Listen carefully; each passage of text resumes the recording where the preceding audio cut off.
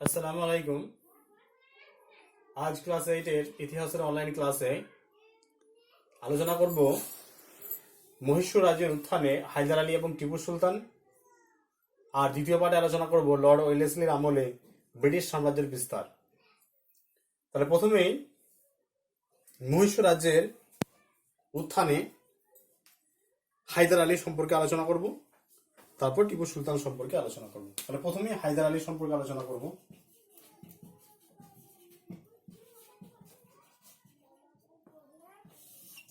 হায়দার আলী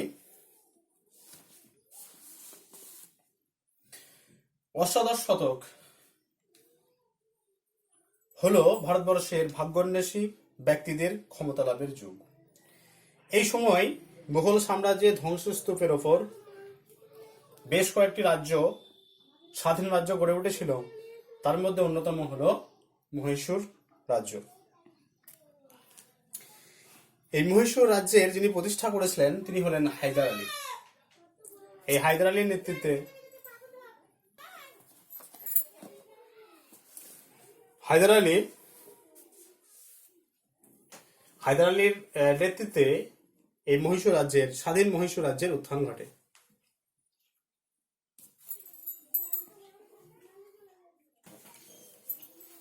হায়দার আলী একজন নিরক্ষর ব্যক্তি ছিলেন এবং তিনি প্রথম জীবনে অশ্বারোহী সৈনিক হিসেবে জীবন শুরু করেছিলেন এবং নিজের দক্ষতা এবং যোগ্যতার জন্য 1761 খ্রিস্টাব্দে মহীশূরের দেওয়ান নঞ্জরাজ এবং তার ভ্রাতা দেবরাজকে ক্ষমতাচ্যুত করে তিনি মহীশূর রাজ্যের সর্বময় কর্তায় পরিণত হন। তাহলে তিনি মহীশূরের দেওয়ান নঞ্জরাজ এবং তার ভাই দেবরাজকে ক্ষমতাচ্যুত করে তিনি মহীশূর রাজ্যের, নঞ্জরাজ এবং তার ভাই দেবরাজ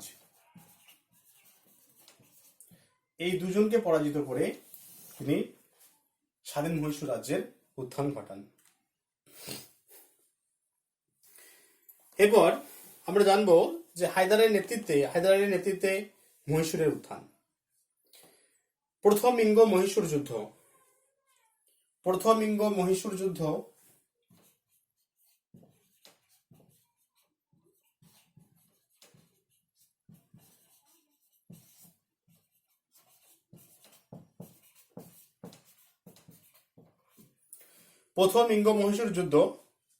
1767 থেকে 69।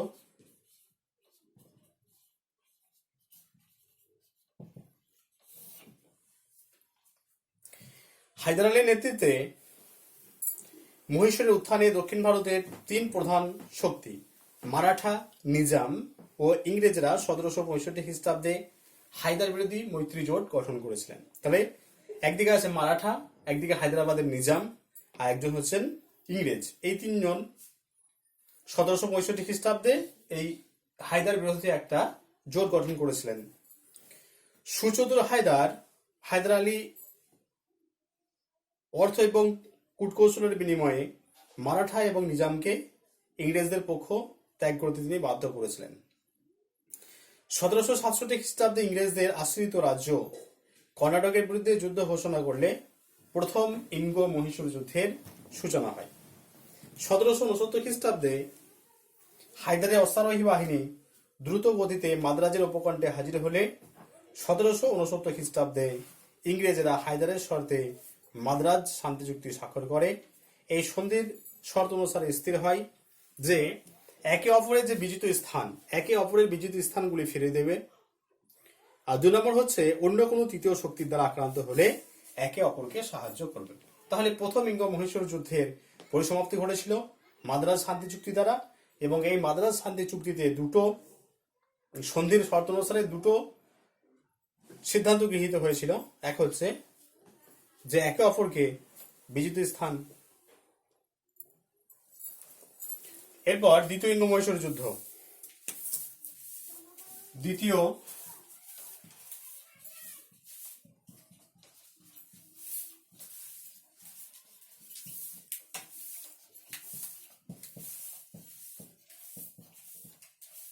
সময়কাল 1880 থেকে 82, 1880 থেকে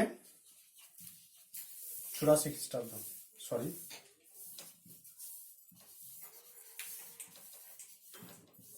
1780 থেকে 84 খ্রিস্টাব্দ, দ্বিতীয় ইঙ্গ মহিষীর যুদ্ধ।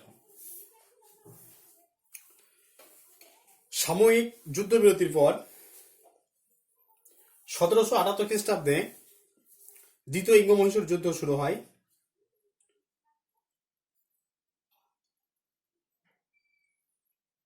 এবং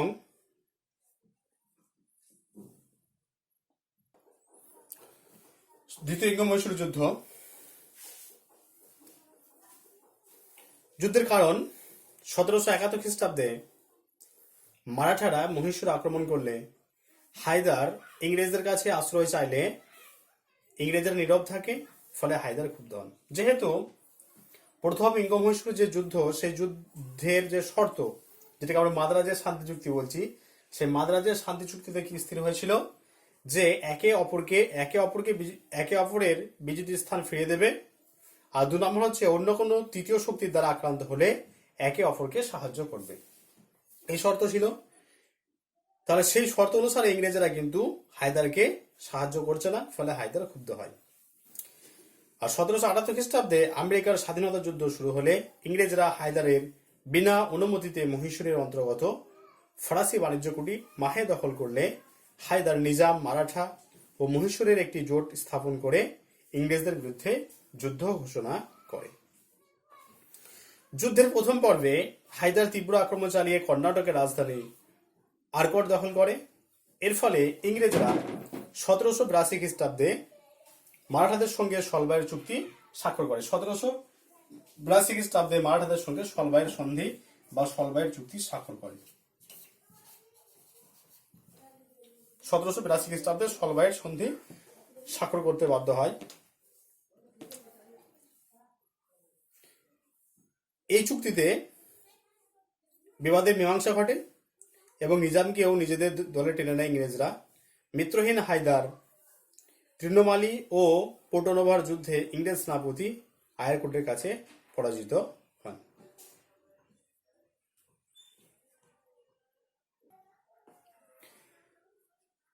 এরপর ম্যাঙ্গালোরের সন্ধি।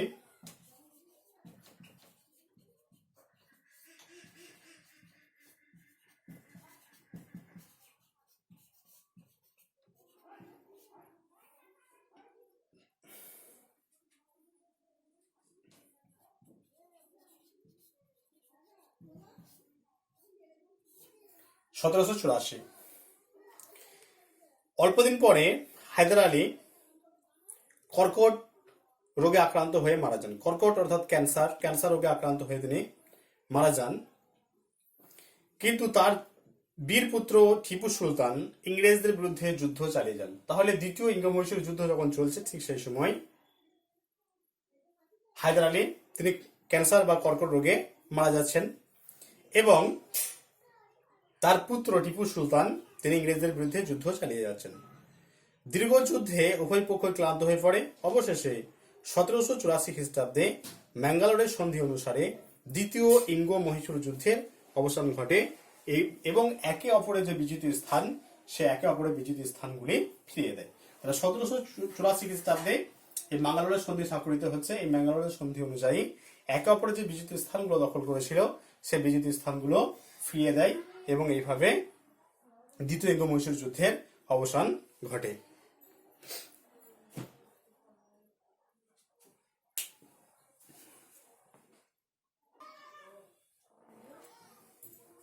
এরপর টিপু সুলতান।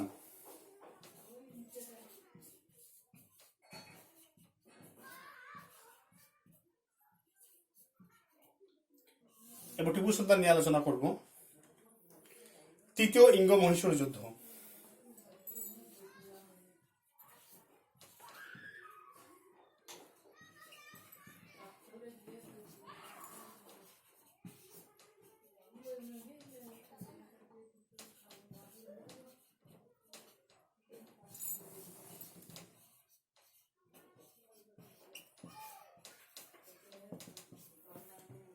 (1790 থেকে 1792)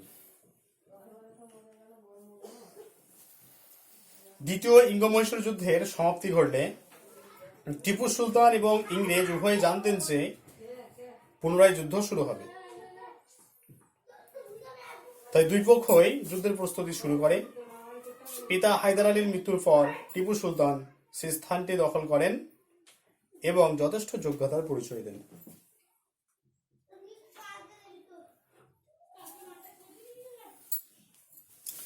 টিপু সুলতান যুদ্ধের প্রস্তুতির জন্য ফরাসিদের সঙ্গে যোগাযোগ করেন। মরিশাস, কাবুল এবং কনস্টান্টিনোপলে তিনি দূত পাঠান। ইংরেজরা নিজামের সঙ্গে 1789 খ্রিস্টাব্দে সামরিক চুক্তি স্বাক্ষর করে। কর্নওয়ালিস নিজামের কাছে ইংরেজদের মিত্র রাজ্যগুলির একটি তালিকা দেয়। এই তালিকাতে মহীশূরের নাম না থাকায় টিপু সুলতান ক্ষুব্ধ হয়েছিলেন। 1790 খ্রিস্টাব্দে টিপু সুলতান ইংরেজদের আশ্রিত রাজ্য ত্রিবাঙ্কুর আক্রমণ করলে তৃতীয় ইঙ্গ মহীশূর যুদ্ধের সূচনা ঘটে। তার রাজধানী শ্রীরঙ্গপত্তম ইংরেজরা দখল করে নেয়। এরপর শ্রীরঙ্গপত্তমের সন্ধি 1792।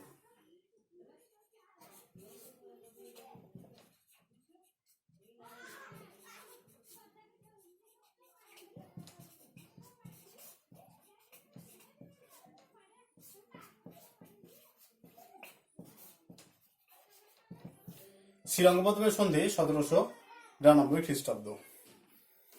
টিপু সুলতান ইংরেজের সঙ্গে অপমানজনক শ্রীরঙ্গপত্তমের সন্ধি স্বাক্ষর করতে বাধ্য হন 1792 খ্রিস্টাব্দে। এই সন্ধির শর্ত অনুসারে টিপু তার রাজ্যের অর্ধেক অংশ ইংরেজদের ছেড়ে দিতে বাধ্য হয়। টিপু সুলতান তার রাজ্যের অর্ধেক অংশ ইংরেজদের ছেড়ে দিতে বাধ্য হন। 1 নম্বর পয়েন্ট। 2 নম্বর পয়েন্ট হচ্ছে যুদ্ধে ক্ষতিপূরণ বাবদ টিপু সুলতান 3,30,00,000 টাকা ইংরেজদের ক্ষতিপূরণ দেন। যেহেতু যুদ্ধে ক্ষয়ক্ষতি হয়েছিল প্রচুর পরিমাণে, সেই ক্ষয়ক্ষতির জন্য ইংরেজরা টিপু সুলতানের কাছ থেকে 3,30,00,000 টাকা আদায় করে। আর 3 নম্বর হচ্ছে ক্ষতিপূরণের জামিন স্বরূপ টিপু সুলতান তার 2 শিশুপুত্রকে ইংরেজদের হাতে তুলে দিতে বাধ্য হয়। তাহলে এই কারণে শ্রীরঙ্গপত্তমের সন্ধিকে বলা হচ্ছে যে অপমানজনক সন্ধি। এই সন্ধিতে টিপু সুলতান খুব অপমানিত হয়েছিলেন। এরপর চতুর্থ ইঙ্গ মহীশূর যুদ্ধ।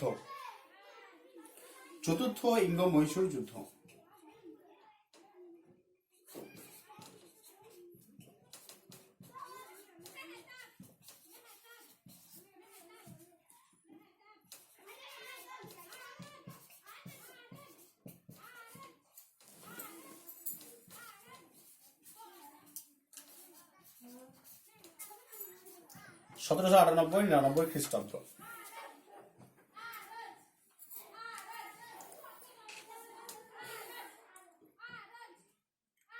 অপমানজনক শ্রীরঙ্গপত্তমের সন্ধি টিপু সুলতানের পক্ষে মেনে নেওয়া সম্ভব ছিল না।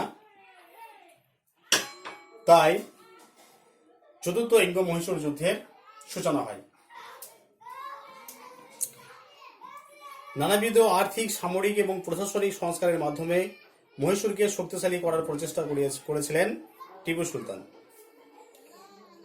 2 নম্বর, সামরিক সাহায্যের জন্য ফ্রান্স, আরব, মরিশাস প্রভৃতি জায়গায় টিপু সুলতান দূত পাঠিয়েছিলেন। আর 3 নম্বর হচ্ছে লর্ড ওয়েলেসলি একটি চরমপত্র পাঠিয়ে টিপুকে অধীনতামূলক মিত্রতা নীতিতে স্বাক্ষর করার নির্দেশ দেন। টিপু সুলতান এই নির্দেশ অমান্য করলে নিজাম ও ইংরেজদের যৌথ বাহিনী মহীশূর আক্রমণ করে। সদাশির ও মালভেরির যুদ্ধে পরাজিত হয়ে টিপু সুলতান রাজধানী শ্রীরঙ্গপত্তমে আশ্রয় নেন। ইংরেজ বাহিনীর সঙ্গে শ্রীরঙ্গপত্তমের যুদ্ধে পরাজিত ও নিহত হন। এর ফলে স্বাধীন মহীশূর রাজ্যের পতন ঘটে 1799 খ্রিস্টাব্দে। তাই চতুর্থ ইঙ্গ মহীশূর যুদ্ধে টিপু সুলতান নিহত হন। মূল্যায়ন।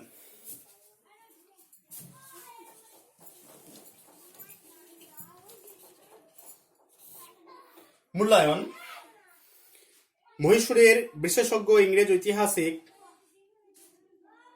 উইলস টিপু সুলতান সম্পর্কে মন্তব্য করেছিলেন যে হায়দার সাম্রাজ্য সৃষ্টি করার জন্য জন্ম নেন আর টিপু তা হারানোর জন্য জন্ম নেন। কিন্তু এই উক্তি সঠিক নয়। সমসাময়িক রাজাদের মধ্যে তিনি ছিলেন স্বাধীন চেতা। আন্তর্জাতিক রাজনৈতিক জ্ঞান তার অনেক উন্নত ছিল। সামরিক সংগঠনেও তিনি যথেষ্ট দক্ষ ছিলেন। তবে তার পিতার মতো রণদক্ষতা টিপু সুলতানের মধ্যে ছিল না। টিপুর ব্যর্থতা ছিল এক মহান ব্যর্থতা। এইভাবে হায়দার আলী যে মহীশূর রাজ্যের উত্থান ঘটিয়েছিলেন টিপু সুলতানের মাধ্যমে, টিপু সুলতানের পতনের সঙ্গে সঙ্গে সেই স্বাধীন মহীশূর রাজ্যের পতন ঘটে। এরপর দ্বিতীয় পার্ট যেটা ছিল লর্ড ওয়েলেসলির আমলে ব্রিটিশ সাম্রাজ্যের বিস্তার সম্পর্কে আলোচনা করব। ভারতে ব্রিটিশ সাম্রাজ্য বিস্তারের ইতিহাসে লর্ড ওয়েলেসলির শাসনকাল ছিল বিশেষভাবে উল্লেখযোগ্য। ভারতে ব্রিটিশ সাম্রাজ্য বিস্তারের জন্য ওয়েলেসলি বেশ কিছু উদ্দেশ্য গ্রহণ করেছিল। সেই পয়েন্টসগুলো আমি লিখে লিখে আলোচনা করছি। প্রথম পয়েন্ট হলো ব্রিটিশ সুশাসন প্রতিষ্ঠা।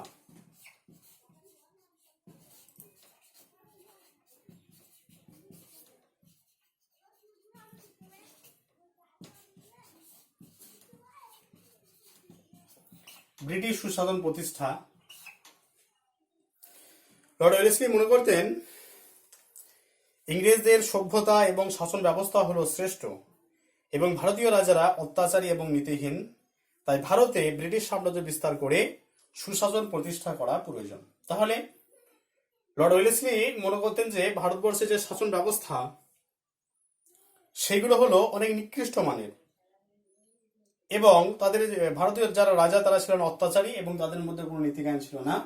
তাই ভারতবর্ষে একটা ব্রিটিশ সুশাসন প্রতিষ্ঠা করা একান্তই প্রয়োজন বলে লর্ড ওয়েলেসলি মনে করতেন।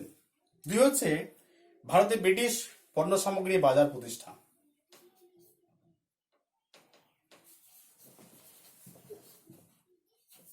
ভারতে ব্রিটিশ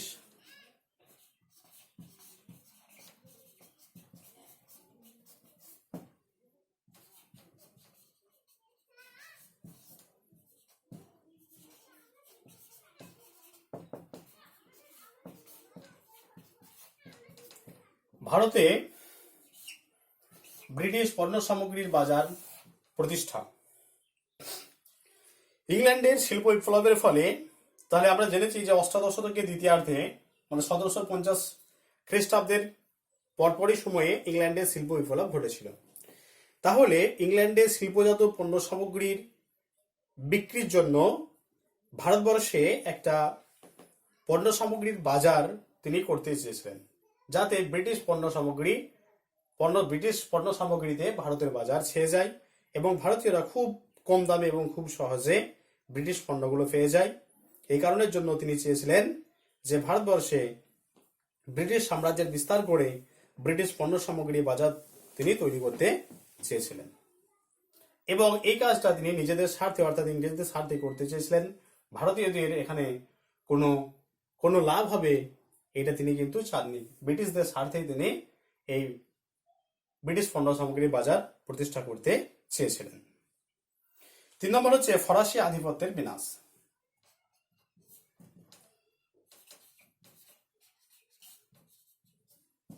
ফরাসি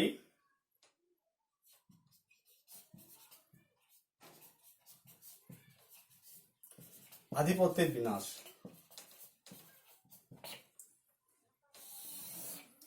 ফরাসি আধিপত্যের বিনাশ। দেখো ভারতবর্ষে ইংরেজদের প্রধান প্রতিদ্বন্দ্বী ছিলেন ফরাসিরা।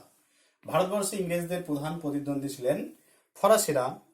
তাই এবং ফরাসিরা সেই সময় চন্দ্রনগর, পন্ডিচেরি, কারিকল, মাহে এই সমস্ত জায়গায় তাদের বাণিজ্য কুটি স্থাপন করেছিল। তাই লর্ড ওয়েলেসলি ভেবেছিলেন যে ফরাসিদের ভারতবর্ষ থেকে বিতাড়িত করতে না পারলে ভারতবর্ষের যে বাণিজ্যের একচেটিয়া বাজার, সে একচেটিয়া বাজার কিন্তু ইংরেজরা গ্রহণ করতে পারবে না, একচেটিয়া বাজার ইংরেজদের দখলে থাকবে না। তাই তিনি ফরাসি শক্তিকে সমূলে উৎপাদিত করতে চেয়েছিলেন।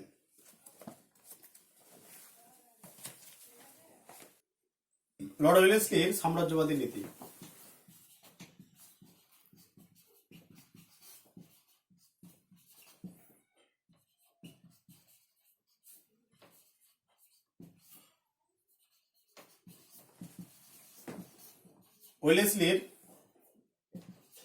লর্ড ওয়েলেসলির সাম্রাজ্যবাদী নীতি। লর্ড ওয়েলেসলি ভারতের সাম্রাজ্য বিস্তারের জন্য 3টি নীতি গ্রহণ করেছিলেন। 1 নম্বর হচ্ছে যুদ্ধের মাধ্যমে রাজ্য জয়। যুদ্ধের দ্বারা রাজ্য জয়।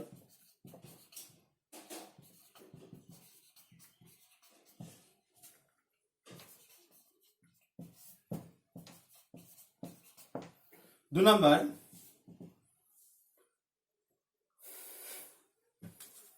ছলনার মাধ্যমে রাজ্য জয়।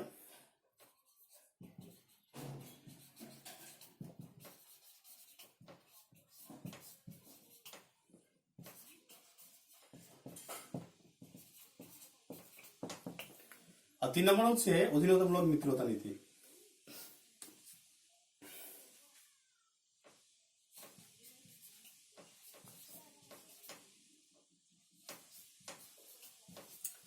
অধীনতামূলক মিত্রতা নীতি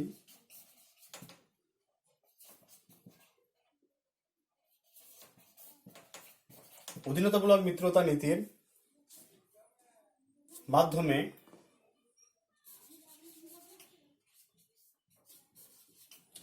রাজ্য জয়। অধীনতামূলক মিত্রতা নীতির মাধ্যমে রাজ্য জয়। তাহলে যুদ্ধের দ্বারা রাজ্য জয়,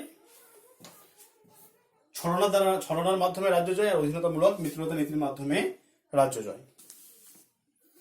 যুদ্ধের দ্বারা রাজ্য জয়। লর্ড ওয়েলেসলি চতুর্থ ইঙ্গ মহীশূর যুদ্ধে টিপু সুলতানকে পরাজিত করে মহীশূর রাজ্যটি দখল করেছিলেন। 1799 খ্রিস্টাব্দে তিনি 1799 খ্রিস্টাব্দে চতুর্থ ইঙ্গ মহীশূর যুদ্ধের সূচনা হয় এবং চতুর্থ ইঙ্গ মহীশূর যুদ্ধে টিপু সুলতান ইংরেজদের কাছে পরাজিত এবং নিহত হন এবং মহীশূরে ইংরেজদের কর্তৃত্ব প্রতিষ্ঠিত হয়। ইঙ্গ মারাঠা যুদ্ধ। মারাঠা দলপতি সিন্ধিয়া এবং ভোসলে ইংরেজ মিত্র রাজ্য হায়দ্রাবাদ রাজ্য আক্রমণ করলে দ্বিতীয় ইঙ্গ মারাঠা যুদ্ধ শুরু হয়। এই যুদ্ধে সিন্ধিয়া এবং ভোসলে পরাজিত হয়ে অধীনতামূলক মিত্রতা নীতি গ্রহণ করে। ফলে মারাঠা সাম্রাজ্যের এক বিস্তৃত অঞ্চলের ওপর ইংরেজদের আধিপত্য সুপ্রতিষ্ঠিত হয়। আর 3 নম্বর হচ্ছে অধীনতামূলক মিত্রতা নীতির মাধ্যমে রাজ্য জয়। লর্ড ওয়েলেসলি 1798 খ্রিস্টাব্দে অধীনতামূলক মিত্রতা নীতি প্রবর্তন করেন। এই নীতি অনুযায়ী কোন দেশীয় রাজ্য ইংরেজদের সঙ্গে মিত্রতায় আবদ্ধ হলে সেই রাজ্যের নিরাপত্তার ভার গ্রহণ করবে ব্রিটিশরা। 1 নম্বর পয়েন্ট। 2 নম্বর পয়েন্ট হচ্ছে ওই রাজ্যটিতে একজন ইংরেজ রেসিডেন্ট থাকবেন এবং সেই রেসিডেন্টের যাবতীয় খরচা বহন করবে ওই দেশীয় রাজ্য। 3 নম্বর, রাজ্যটি নিজস্ব সৈন্যবাহিনী ভেঙে দিতে হবে এবং রাজ্যটির নিরাপত্তার জন্য ইংরেজরা নিজেদের সৈন্যবাহিনী তারা মোতায়েন করবে আর সমস্ত ব্যয়ভার বহন করবে দেশীয় রাজ্যটি। এই রাজ্যগুলি হলো, তাহলে তিনি এই নীতির সাহায্যে বেশ কিছু দেশীয় রাজ্য গ্রহণ করেছিলেন। তার মধ্যে অন্যতম হলো হায়দ্রাবাদ, অযোধ্যা, সিন্ধি এবং ভোসলে। এইভাবে লর্ড ওয়েলেসলি ব্রিটিশ সাম্রাজ্যের বিস্তার ঘটিয়েছিলেন।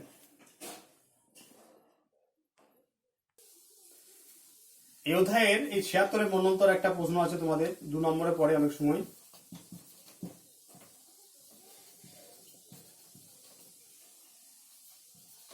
মন্বন্তর এটা 1176 বঙ্গাব্দে হয়েছিল বলে নাম 76 মন্বন্তর। 1176 বঙ্গাব্দে 1176 বঙ্গাব্দে হয়েছিল বলে নাম 76 মন্বন্তর। আর ইংরেজি হলে 1770 খ্রিস্টাব্দ। ঠিক আছে, বাংলা হলে 1176 বঙ্গাব্দ, ইংরেজি হলো 1770 খ্রিস্টাব্দ।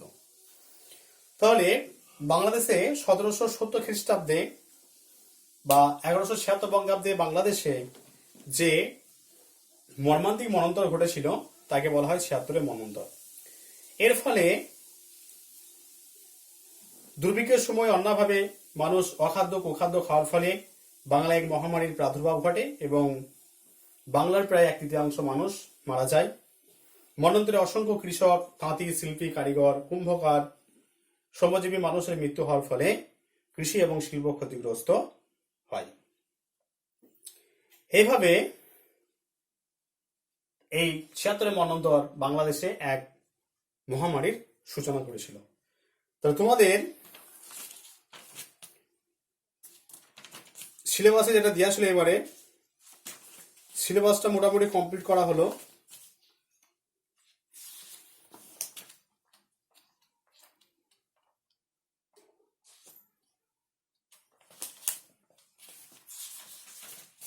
আঞ্চলিক শক্তির উত্থান দ্বিতীয় অধ্যায়, যেটা তোমাদের এবারে সিলেবাসে ছিল, আঞ্চলিক শক্তির উত্থান। সে আঞ্চলিক শক্তির উত্থানের যে সমস্ত ক্লাস, সেই ক্লাস আজকে কমপ্লিট হলো, আজকে আলোচনা করা শেষ হলো। নেক্সট দিন তৃতীয় অধ্যায় নিয়ে আমরা শুরু করব। এই অধ্যায়ে যদি কারো কিছু কোনো প্রশ্ন থেকে থাকে আমাকে অবশ্যই জানাবে। আর এই দ্বিতীয় অধ্যায়ের প্রশ্ন তোমাদের যখন ক্লাস শুরু হয়েছিল তখন দেওয়া হয়েছিল, নতুন করে কোনো প্রশ্ন দেওয়া হবে না। পড়ায় যদি কারো কিছু বুঝতে অসুবিধা হয় পড়ানোর, অবশ্যই বলবে, আমি সেই জায়গাটা সমাধান করার চেষ্টা করব। ঠিক আছে।